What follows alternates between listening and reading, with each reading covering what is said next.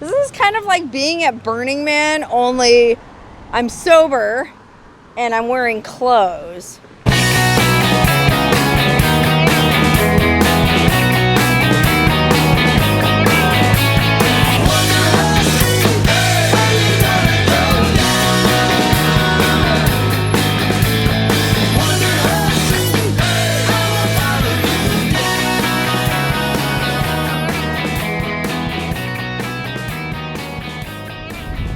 Hey, Wonderhussy here, standing on a wind-blown bluff overlooking the dump in the city of Coachella. That's right, Coachella is not just a lame festival, it's an actual city, and it's kind of in the Palm Springs area.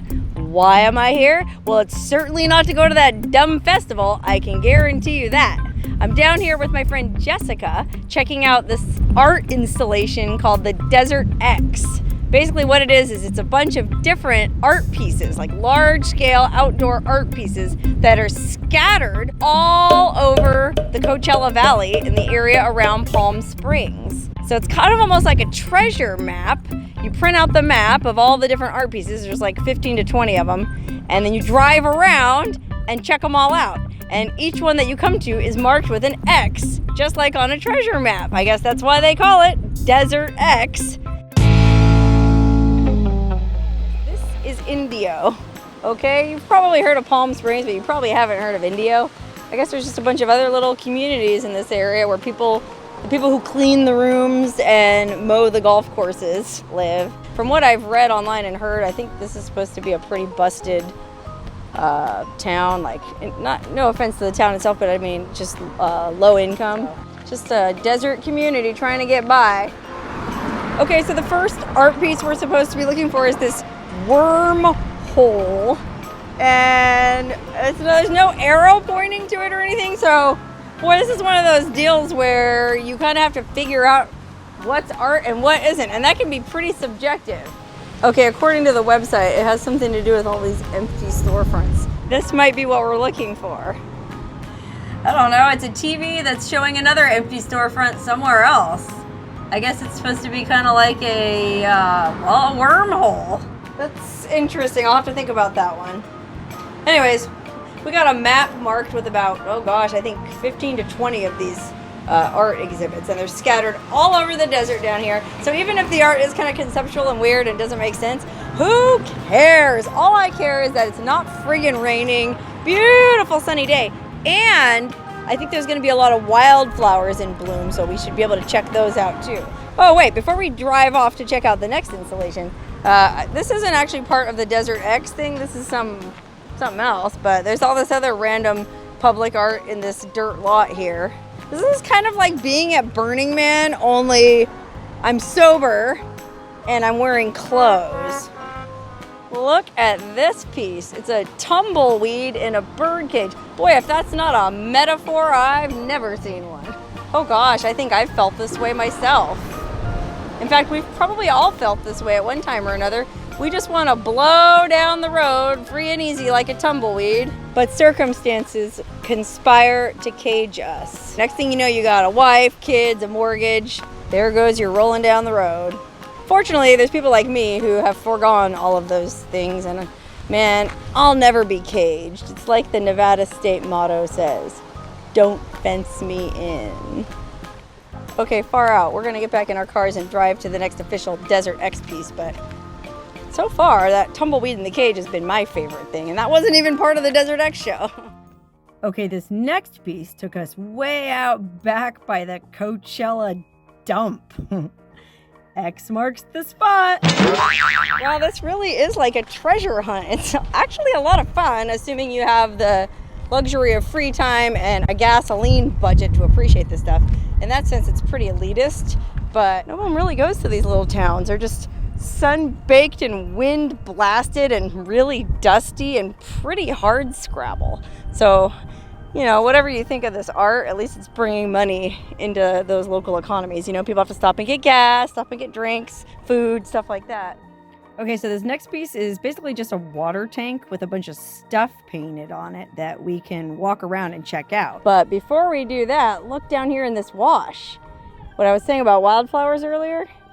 Well, this might not be such a big deal to you, but out here, this is a godforsaken, sun-blasted part of the desert that never sees stuff like that. That is just amazing for this part of the country. I don't know if I've ever seen this many flowers on a creosote bush. Pretty cool. The humble creosote finally gets its time to shine. Anyway, back to this water tank. It's covered in sort of vaguely Aztec or Native American influenced designs.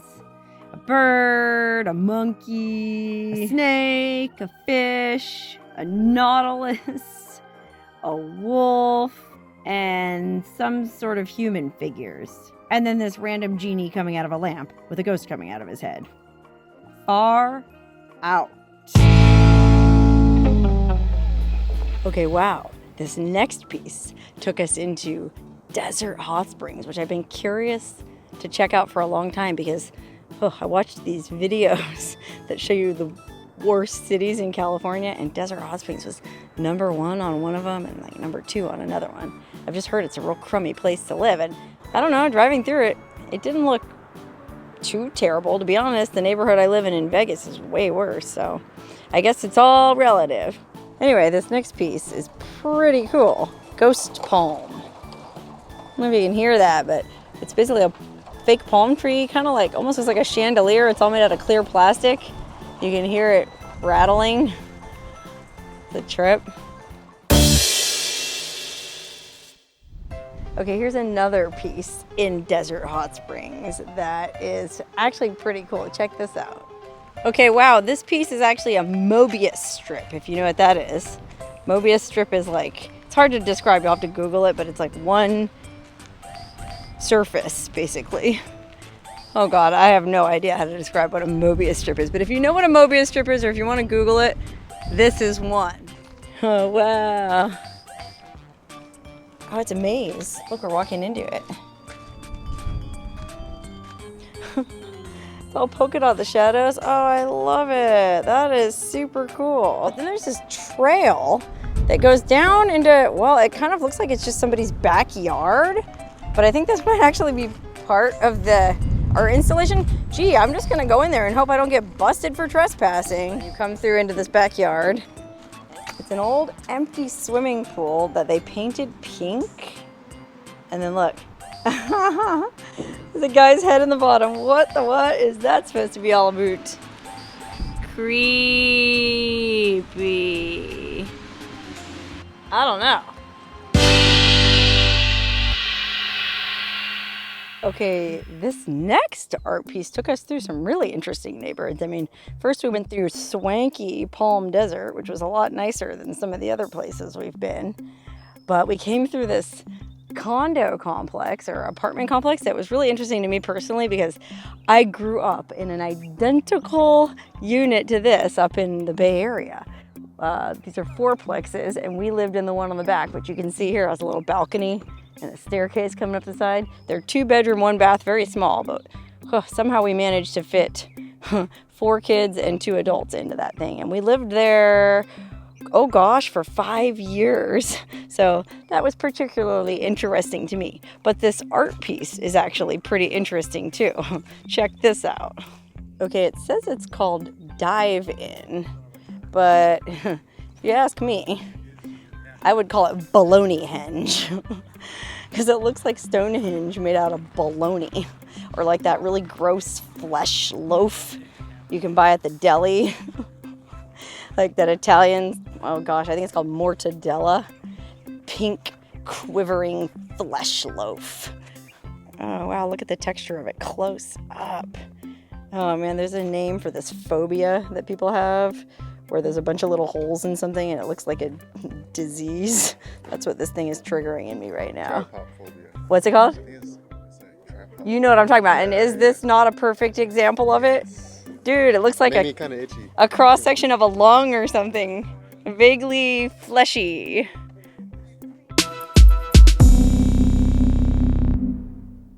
Okay, this next piece took us into a very swanky area called Rancho Mirage, and it's nothing but Lamborghini dealerships and fancy restaurants.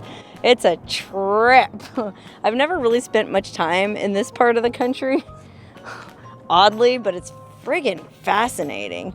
Anyways, this one's called Lover's Rainbow. It's made out of rebar. Look at that. Giant strands of rebar. Holy moly. And then they bent them into a rainbow shape. Holy cannoli. Oh, they're not actually single strands. You can see they're welded together, I think. Oh, maybe not. I don't know. They could just be one long continuous piece. Well, either way, that's a trip, dude. Look at that.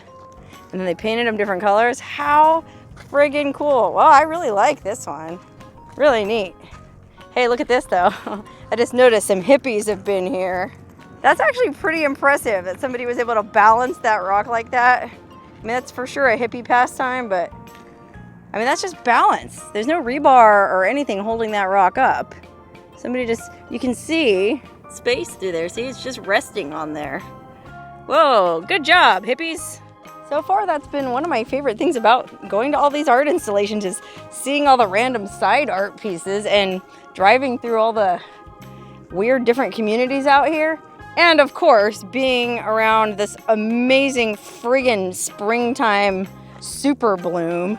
We were talking to a BLM ranger who told us this is the most wildflowers he's seen here in 10 years because all the rain they just got. So our timing was impeccable. Okay, this next piece took us into fabulous Palm Springs. I don't know how I haven't spent more time in this amazing place. It's right up my alley. I love all the 60s stuff. But these are all, it's a series of bus stops that are supposed to be like fallout shelters, nuclear fallout shelters. This one here has a map in it showing all the places where they test nuclear bombs in Nevada. It's called Peace is the Only Shelter. I don't know. It's like an anti-nuclear piece, I guess. Oh, look, there's the nuclear clock. Yikers. I wonder what time it is now. Anyway, I guess there's like 3 different bus stops in this area that have been converted to nuclear fallout shelters. So we're going to walk over and check out the other ones too. Hi. You know, I used to feel very self-conscious about walking around talking to my phone in public. I'm used to it now. And the good people of Palm Springs don't seem to be bothered by it. Look here though, it's kind of interesting. This installation happens to be in like the one crummy part of Palm Springs. There's actually, well, there's an empty lot here.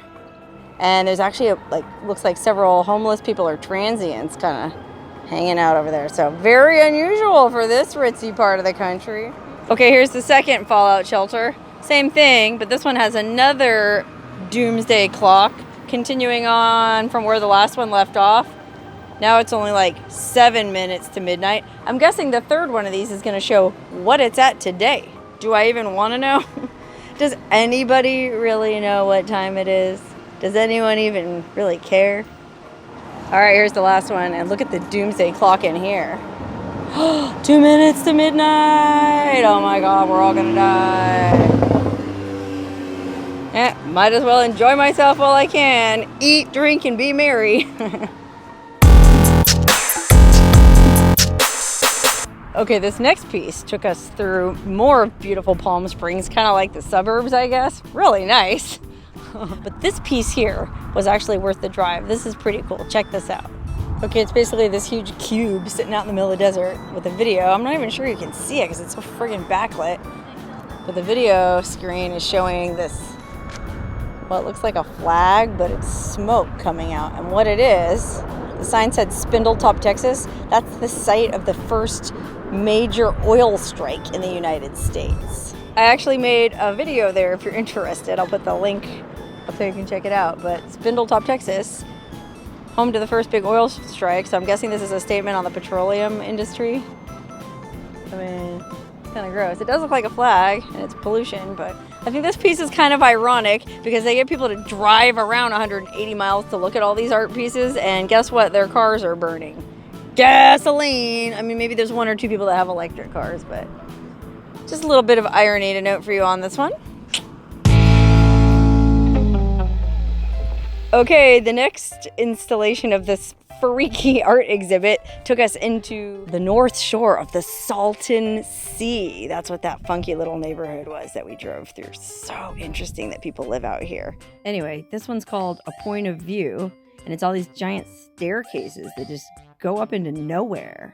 This looks very Burning Man. You would see something like this at Burning Man. But what I like about this is we can climb up these stairs and we'll be looking right over the Salton Sea. So I'm actually really looking forward to doing that. We'll climb up this staircase right here.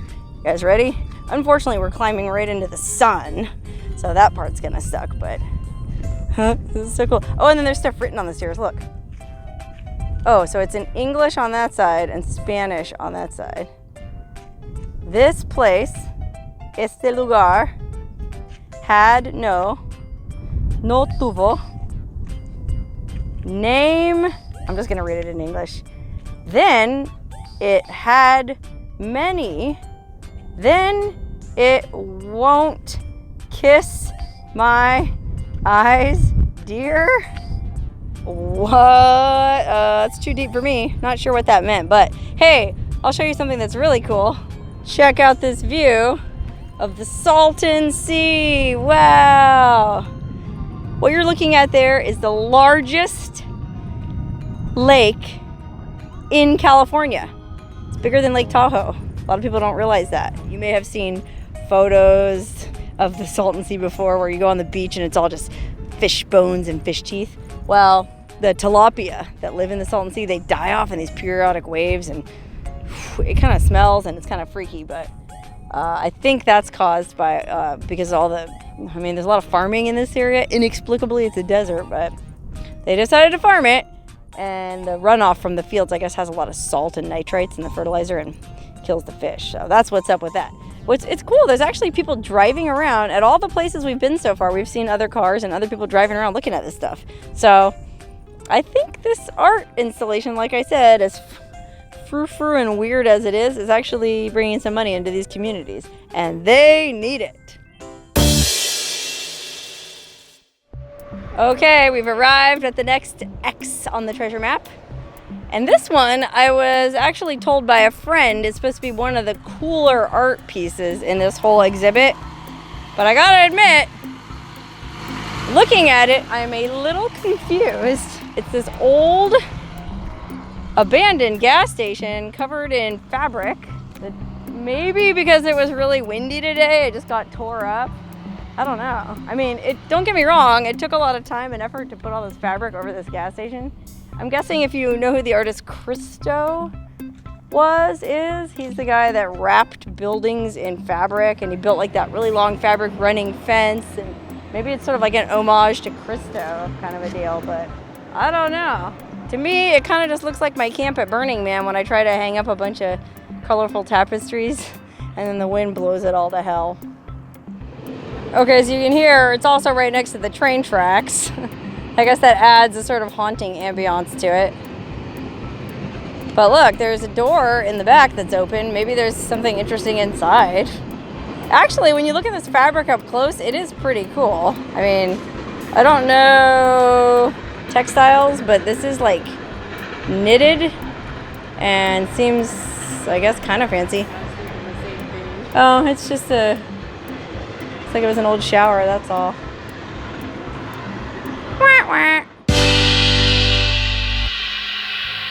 Okay, the next location on our art treasure hunt is actually right on the shores of the Salton Sea. And let me tell you something, it is too bad that this ain't smell-o-vision, because I'm gonna try to describe the smell for you guys. Doesn't smell like sewage or poo or anything like that. It's just kind of like, almost like when you're at the beach and you smell that sort of rotting seaweed smell, mixed with a slight je ne sais quoi. Uh-oh. I gotta be careful here because the weather is so nice I was able to wear flip-flops, but I think I just stepped on see, I don't know if you can see, but this quote-unquote sand here is actually composed of crumbled up bits of dead fish. Like, look at this. Ouch. Some beach. Okay, I gotta be careful walking out to this thing because look at this. Okay, not only is the beach made out of that sharp stuff like I was saying earlier, but it's also real springy. I don't know if you'll be able to tell that from the video, but what I'm standing on is like bouncing on a trampoline. Like there's water under it or something. Kind of creepy. I don't want my foot to break through and then end up in this water because, whoa. I don't mean to disparage this poor beleaguered lake. It gets a lot of grief. It's not that bad. Careful. Careful. Anyways, here's the art. Look at that. It's just a magnificent collection of crazy creatures. From bathing beauties, that's a tarantula with an owl's face. A shark with a rabbit on his back. The lizard eating a sexy lady. Ponies. Sea creatures, showgirls, and an octopus. Wow, cool. Whoa, what a trip. Now I got to try to walk back though. Hey, it just occurred to me I should shoot some audio of the sound this beach is making under my feet. It's a really interesting crunchy ASMR type sound. It's real windy. Hopefully you can hear that. This is like walking on the Tooth Fairy's beach. This is what happens, all them little baby teeth that you put under your pillow and your mom tells you that Tooth Fairy took them.